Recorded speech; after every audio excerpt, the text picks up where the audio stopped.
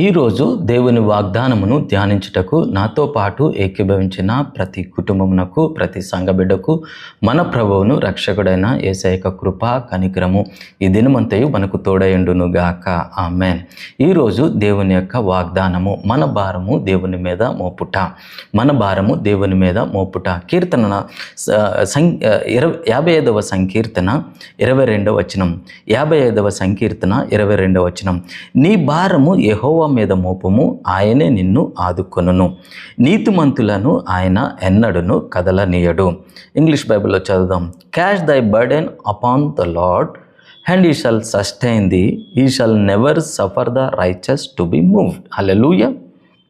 మనము గనుక పాత నిబంధన గ్రంథాన్ని కానీ కొత్త నిబంధన గ్రంథాన్ని కానీ దేవుని యొక్క వాక్యమును గనక మనం సరిగ్గా వివరించి చదివినట్లయితే మనము బైబిల్ అంతట్లో ఎక్కువగా భౌతికంగాను ఇటు శారీరకంగాను అలసిపోయిన ఇద్దరు వ్యక్తులను చూస్తాం. ఒకటి యేసు ప్రభువారు తప్ప, యేసు ప్రభువారు కూడా భౌతికంగాను శారీరకంగాను మానసికంగాను ఆయన అలిచిపోయారు. యేసు ప్రభువారు తప్ప ఇంకొక ఇద్దరు వ్యక్తులను అయితే మనం చూడగలుగుతాం. మొట్టమొదటి పాత నిబంధన ప్రకారం చూసుకున్నట్లయితే దావీదు గారు, ఆయన శారీరకంగాను మానసికంగాను ఆయన నలిగిపోయారు. అలాగే పౌలు గారిని కూడా మనం నూతన నిబంధనలు చూసినట్లయితే ఆయన కూడా శారీరకంగాను మానసికంగాను అలసిపోయారు. ఇలా మానసికంగా శారీరకంగా నలిగిపోయిన పాత నిబంధనల నుంచి దావీదు గారి యొక్క జీవితాన్ని కనుక మనం ఆలోచన చేసినట్లయితే ఇప్పుడు దావీదు గారు ఏమంటున్నారంటే, నేను శారీరకంగాను మానసికంగాను నేను నలిగిపోయాను కనుక ఇప్పుడు నా భారాన్నంతటిని కూడా దేవుని మీద మోపుతాను. హల్లెలూయా.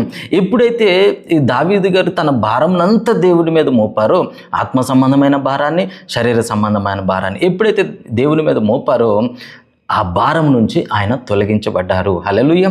అంత మాత్రమే కాదు, ఆయనకప్పుడు ఒక విలువైన సమాచారం దొరికింది. ఏమిటా సమాచారం అంటే, ఎప్పుడైతే మన భారాన్ని దేవుని మీద మోపుతామో ఆయన నీతిమంతులను కదలనీయడు. ఎవరు నీతిమంతులు అంటే, ఎవరైతే దేవుని వాక్యాన్ని ధ్యానించి యేసయ్య రక్తము చేత కడగబడి తండ్రి కుమార పరిశుద్ధాత్మ నామమున బాప్తిసం పొందుతారో వారందరూ బైబిల్ ప్రకారంగా నీతిమంతులు. హల్లెలూయా. ఎందుకంటే మన పాపములన్నీ దేవుని మీదకి, యేసు ప్రభువారి మీదకి షిఫ్ట్ అయిపోయినాయి కనుక ఇప్పుడు మనము నీతిమంతులము. హల్లెలూయా. ఇప్పుడు దావీదు గారు ఏమంటున్నారంటే, నేను నీతిమంతుడను గనుక నా భారమును ఎప్పుడైతే దేవుని మీద మోపానో ఆ భారములన్నిటి నుంచి నన్ను విడిపించారు. హల్లెలూయా. ఈ వాగ్దానాన్ని మనకి ఇచ్చినారు. అవును.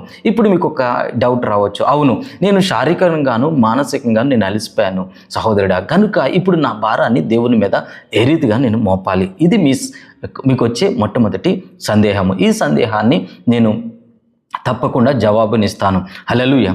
ఇంకా మనము చూసినట్లయితే, ఇంకా కనుక వాక్యముని ఇంకా లోతుగా మనము ఆలోచన చేసినట్లయితే, ఎప్పుడైతే దావీదు గారు ఇలా అలిసిపోయారో తన భారాన్ని అంతటినీ దేవుని మీద మోపారు. ఆ భారం నుంచి దేవుడు ఆయన విడిపించారు. హల్లెలూయా. ఇక్కడి వరకు మీకు అర్థమైంది. ఇప్పుడు మన భారాన్ని ఏ రీతిగా మోపాలి? ఇప్పుడు మనం ఎక్కడైనా ఒక బిల్డింగ్ కన్స్ట్రక్షన్ చూసినట్లయితే గ్రౌండ్ ఫ్లోర్లో ఉన్న ఆయన యొక్క వ్యక్తి యొక్క భారాన్ని ఫస్ట్ ఫ్లోర్లో ఉన్న వ్యక్తికి ఇస్తాడు, ఫస్ట్ ఫ్లోర్లో ఉన్న వ్యక్తి భారాన్ని సెకండ్ ఫ్లోర్లోకి ఇస్తాడు. అలాగా సో అండ్ సో ఫోర్త్. అలాగా ఈ భౌతికమైన భారాన్ని ఒకరికొకరు పంచుకోవడం వల్ల వారి మీద భారం తొలగిపోతుంది. ఇది భౌతికమైన భారం కనుక మనం ఇస్తాం. మరి దేవుడు ఆత్మస్వరూపి అయిన దేవుడు, ఆయన కనబడడు.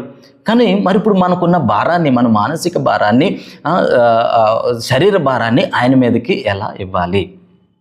దీనికి నేను మీకు జవాబుని చెప్పాలని ఆశపడుతున్నాను. చూడండి ప్రియులారా, ఇశ్రాయేల్ ప్రజలను కనుక మనం చూసినట్లయితే 430 సంవత్సరాలు వారు బానిసలుగా ఉన్నారు. వారి చేత ఐగుప్తీయులు వెట్టి చాకిరీ చేయించారు. మనము గనుక చదివినట్లయితే నిర్గమాకాండము 2వ అధ్యాయం 23వ వచనం. నిర్గమాకాండము 2వ అధ్యాయం 23వ వచనం. అలాగున అనేక దినములు జరిగిన మీదట ఐగుప్తు రాజు చనిపోయాను. ఇశ్రాయేలు తాము చేయుచున్న వెట్టి పనులను బట్టి నిట్టూర్పులు విడుచుచు మొరపెట్టుచుండగా తమ వెట్టి పనులను బట్టి వారు పెట్టిన మొర దేవుని యొద్దకు చేరను. ఇంగ్లీష్ బైబిల్లో చదువుదాం. And it came to pass in the process of time that the king of Egypt died and the children of Israel side by the reason of the bondage and they cried and their cry came up onto God by reason of the bondage. ఇక్కడ చూసినట్లయితే Israel ప్రజలకి ఐగుప్తులు చాలా వెట్టి చాకరీ చేస్తున్నారు. ఆ భారము ఇంకా దినదినము సంవత్సరం పెరిగిపోతుంది. ఇప్పుడు ఇజ్రాయెల్ ప్రజలందరూ ఏం చేశారంటే, అరే ఏంట్రా బాబు మనకి శ్రమ, ఏంటి ఈ సమస్య అని అందరూ కూర్చోవడం మొదలుపెట్టారు. ఎన్ని సంవత్సరాల తర్వాత? 430 సంవత్సరాల తర్వాత. అంతకుముందు వారి తాత కష్టపడ్డాడు, బానిసత్వంలో బతికాడు, వాళ్ళ తాతగారు బానిసత్వంలో బతికారు.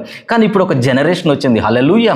ఈ జనరేషన్ అంటే ఈ జనరేషన్ ఏం చేస్తుందంటే ఈ భారాన్ని మేము భరించడానికి అసలు ఏంటి అని వారు కూర్చుని ఆలోచించడం మొదలుపెట్టారు. ప్రియ కుమారుడ, కుమార్తె, నువ్వు కూడా ఈరోజు ఇజ్రాయేలులు 430 సంవత్సరాలు బ్రతికిన వారి పితరులు ఆ భారాన్ని భరించారు. నువ్వు కూడా ఈరోజు నీ కుటుంబంలో కొన్ని భారాలను భరిస్తున్నావేమో.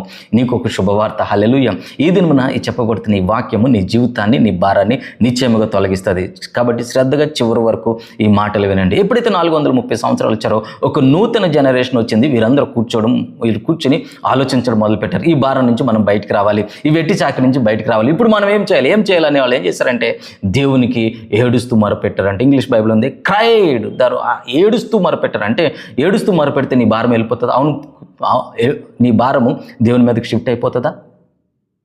ఈరోజు నువ్వు అనుకుంటావు, అవును నేను కూడా ప్రతిరోజు ఏడుస్తూ ప్రార్థన చేస్తున్నా కనుక నా భారం దేవుని మీదకి వెళ్ళిపోయిందని నువ్వు అనుకుంటున్నావు. తప్పు. నువ్వు ఏడ్చి ప్రార్థన చేసి ఉపవాసం ఉండి ప్రార్థన చేసినంత మాత్రాన నీ భారము దేవుని మీదకి షిఫ్ట్ అవ్వదు. మరి నీ భారము దేవుని మీదకి మరలాలి అంటే ఏం చేయాలి? చూడండి, ఎప్పుడైతే 430 సంవత్సరాల తర్వాత ఈ కొత్త జనరేషన్ కూర్చుని మాట్లాడుకుంటున్నారో అప్పుడు వాళ్ళు ఏమనుకున్నారంటే, ఇదిగో మనము ఎప్పుడు ప్రార్థన చేసినా మన పితరులైన అబ్రహాము దేవ, ఇస్సాకు దేవ, యాకోబు దేవ అని మనం ప్రార్థన చేస్తాం కదా, అయినను మనకెందుకు ఈ బానిసత్వము?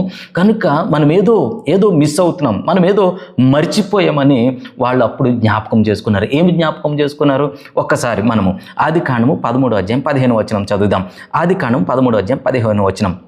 ఎందుకనగా నీవు చూచుచున్న ఈ దేశం అంతటిని నీకును నీ సంతానమునకు సదాకాలము ఇచ్చెదను. For all the land which thou seest to thee will I give it and to thy seed for ever. హల్లెలూయా.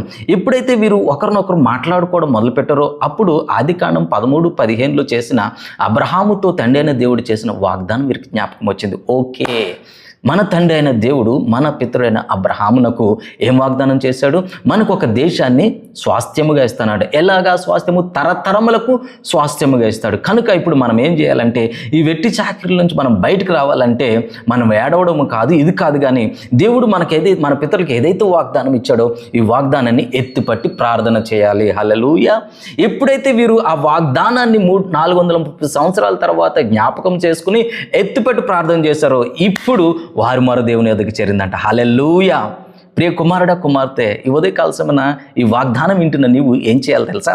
నీకు శారీరకంగా కానీ మానసికంగా కానీ అనారోగ్యంగా కానీ అప్పుల సమస్యలు ఏదైనా నువ్వు భారంతో బాధపడుతున్నట్లయితే నువ్వేం చేయాలంటే దేవుని వాగ్దానాన్ని తీసుకుని ఎప్పుడైతే నువ్వు పలుకుతావో, హల్లెలూయా, దేవుని మాటలు ఆత్మ.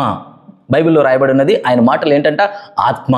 కనుక ఎప్పుడైతే ఈ బైబిల్లోని వాగ్దానాలను నువ్వు ఎత్తిపట్టి ప్రార్థన చేస్తావో ఈ ఆత్మ సంబంధమైన మాటలు ఆత్మ సంబంధమైన దేవుని మీదకి మరలుతాయి. హల్లెలూయా. మరొకసారి చెప్తున్నా, నీకు ఏదైనా ఒక సమస్య ఉంటే, ఏదైనా ఒక బాధతో నువ్వు బాధపడినట్లయితే, ఏదైనా భారాన్ని మోస్తున్నట్లయితే నీ భారము యెహోవా మీదకి మోపము అని వాక్యం సెలవిస్తుంది. నీ భారాన్ని యెహోవా మీద మోపాలంటే, దేవుని మీద మోపాలంటే ఆయన ఆత్మ సంబంధమైన దేవుడు. కనుక ఈ వాగ్దానాలను నువ్వు ఎప్పుడైతే తీసుకుని నీ నోటుతో పలుకుతావో ఈ ఆత్మ సంబంధమైన నీ భారము ఎలా షిఫ్ట్ అవుతుందంటే ఆత్మ సంబంధమైన దేవుని మీదకి షిఫ్ట్ అవుతుంది. కనుక అప్పుడు నువ్వు సమస్యల నుంచి బయటకు వస్తావు. హల్లెలూయా. ఈ మాటలు మీకు అర్థమైనాయి అనుకుంటున్నా. ఆత్మ సంబంధమైన ఈ మాటలను పలుకుటను బట్టి ఆత్మ సంబంధమైన దేవుని మీదకి నీ భారము షిఫ్ట్ అవుతుంది. కనుక అప్పుడు ఆత్మ సంబంధమైన దేవుడు నీ భారం నుంచి విడిపిస్తాడు. ఈ మాటలు వింటున్న మీరు ధన్యులు. కనుక ఈ రోజు నుంచి మీరు ఏం చేయాలంటే, అనారోగ్యం వస్తే ఒక వాగ్దానము, అప్పుల సమస్యలు ఉంటే ఒక వాగ్దానము, ఉద్యోగం కావాలితే ఒక వాగ్దానము, విజయం కావాలితే ఒక వాగ్దానము. ఈ వాగ్దానాలు నువ్వు ఎప్పుడైతే ఆత్మ సంబంధమైన ఈ వాగ్దానాలు పలుకుతావో, హల్లెలూయా, ఈ ఆత్మ సంబంధమైన వాగ్దానాలు ఆత్మ సంబంధమైన దేవుడు తీసుకుని నిన్న భారం నుంచి విడిపిస్తాడు, ఆ సమస్య నుంచి విడిపిస్తాడు, అనారోగ్యం నుంచి విడిపిస్తాడు, అప్పుల సమస్యల నుంచి విడిపిస్తాడు, ఆ అవమానం నుంచి విడిపిస్తాడు. కనుక ప్రియకుమారుడ, కుమార్తె, క్రైస్తవులుగా మనం విజయం సాధించాలి అంటే, దేశం యొక్క ఉన్నత స్థానాల్లో ఉండాలన్నా, చీకటిలో ఉన్న వారిని వెలుగులోకి నడిపించాలన్నా మనం చేయవలసింది ఏంటంటే ఆత్మ సంబంధమైన మాటలను పలికి ఆత్మ సంబంధమైన దేవుని మీద మోపాలి. అటు రీతిగా మీరు ఉందరుగాక. ఆమేన్. దేవుడి మాటలను దీవించును గాక. ప్రార్థన చేద్దాం. ప్రేమగల తండ్రి, కృపగల యేసయ్య, ఆదరణకర్త పరిశుద్ధాత్మ దేవ, దావీదు నలిగిపోయాడు ప్రభువా. ఆత్మలో శారీరకంగా నలిగిపోయి ఒక రహస్యాన్ని సంఘమైన మాకు బోధించున్నారు ప్రభా. ఆ యొక్క భారాన్ని, ఆ యొక్క సమస్యని ఎప్పుడైతే ఆత్మ సంబంధమైన నీ మీద మోపారో నేను నువ్వు విడిపించావు ప్రభా దావీదుని. అంత మాత్రమే కాదు, 430 సంవత్సరాలు బానిసత్వంతో నలిగిపోయిన ఇజ్రాయేల్ ప్రజలు ఎప్పుడైతే నేను అబ్రహామునకు చేసిన వాగ్దానాన్ని ఎత్తిపెట్టి ప్రార్థన చేశారో అప్పుడు వారు నీ యొద్దకు చేరింది. ప్రభా ఇదిగో నాయన 10 సంవత్సరాల నుంచి, 15 సంవత్సరాల నుంచి, 20 సంవత్సరాల నుంచి, 5 సంవత్సరాల నుంచి, నేను సంవత్సరం నుంచి ఇదిగో నేను ఒక భారాన్ని మేము మోస్తున్నాం ప్రభా. ఈ భారం నుంచి మేము బయటకు రావాలంటే ఈ దినమున దైవజనుడు ఒక ద్వారా మాట్లాడావు, వాక్యం ద్వారా మాట్లాడావు ప్రభా. ఇదిగో నాయన ఈ దినము నుంచి ఆ వాగ్దానాలు ఎత్తిపెట్టి ప్రార్థన చేయడం బట్టి ఆత్మస్వరూపి అయిన దేవా నిన్ను ఆరాధించేవారు ఆత్మతోను సత్యంతోను ఆరాధించాలి కనుక అదే రీతిగా ఆత్మ సంబంధమైన నైనా మీ మీదకి నేను మా భారము మోపాలంటే ఆత్మ సంబంధమైన వాక్యాలను ఎత్తి పలకాలి. ఇటు మర్మమును ఇటు రహస్యాన్ని మాకు బోధించినందుకు వందనాలు. ఈ దినము నుంచి నేను పలుకుతాను కనుక నా సమస్యల నుంచి నేను శీఘ్రంగా బయటకు వచ్చేస్తాను. అలాంటి విశ్వాసంతో నేను ప్రార్థిస్తుండగా దేవా నా సమస్యలన్నిటి నుంచి విడిపించినందుకే వందం చెల్లిస్తూ యేసుక్రీస్తు నామమున మా మనవులని అడిగి పొందుకున్నాం తండ్రి. ఆమెన్, ఆమెన్, ఆమెన్. మన తండ్రి అయిన దేవుని ప్రేమ, ప్రభువైన యేసుక్రీస్తు వారి యొక్క కృప, పరిశుద్ధాత్మ దేవుని యొక్క సన్నిధి సహవాసము మనకు సకల పరిశుద్ధులకు సదాకాలము తోడేండునుగాక. ఆమెన్, ఆమెన్, ఆమెన్. ప్రియ కుమారుడు, కుమార్తె, ఈరోజు వాగ్దానం చాలా పవర్ఫుల్. నీకు అర్థమైతే నువ్వు శక్తిని పొందుకుంటావు. సింపుల్. నీ భారాన్ని దేవుడి మీద మోపాలి. దేవుడి మీద మోపాలంటే ఆయన భౌతికంగా కనపడరు కనుక దేవుని వాగ్దానాన్ని ఎత్తిపెట్టి ఎప్పుడైతే నువ్వు పలుకుతావో ఆత్మ సంబంధమైన దేవుని మీదకి నీ భౌతికమైన భారము వెళ్ళిపోతుంది. కనుక నువ్వు ఆ భారం నుంచి విడిపించబడతావు. ఈ మాటలు వింటున్న మీరు ధన్యులు. ఇది మొదలుకొని వాక్యం ఎత్తిపట్టు ప్రార్థించడం బట్టి మీ భౌతిక భారము ఆత్మ సంబంధమైన దేవుని మీదకి వెళ్ళునుగాక. తద్వారా మీరు ఏదైతే భారాన్ని, ఏదైతే అవమానాన్ని మోస్తున్నారో వాటన్నిటి నుంచి విడిపించబడుదురుగాక. నీ కుటుంబము రక్షణలోకి వచ్చునుగాక. ఎవరైతే మీ బిడ్డల నిమిత్తం కన్నీటి ప్రార్థన చేస్తున్నారో ఈ దినము నుంచి ఆత్మ సంబంధమైన ఈ మాటలను పలుకుటను బట్టి భౌతికంగా నీ బిడ్డలు రక్షణలోకి వచ్చుదురుగాక. మీరు బయటికి వెళ్ళేటప్పుడు, లోపలికి వచ్చేటప్పుడు దీవించబడుదురుగాక. ఆకస్మిక మరణములు ఆగిపోవునుగాక. దరిద్రము దూరమగును గాక. మీ చేతి పని ఆశీర్వదించబడును గాక. నువ్వు పొలములో ఆశీర్వదించబడదువు గాక. ఇంటిలో ఆశీర్వదించబడదువు గాక. నీ గిన్నె నిండి పొంగి పొర్లును గాక. ఆమెన్. అటు రీతిగా మన దేవాతి దేవుడు మనల్ని ఆశీర్వదించును గాక. ఆమెన్, ఆమెన్, ఆమెన్. అందరికీ వందనాలు. షాలోమ్.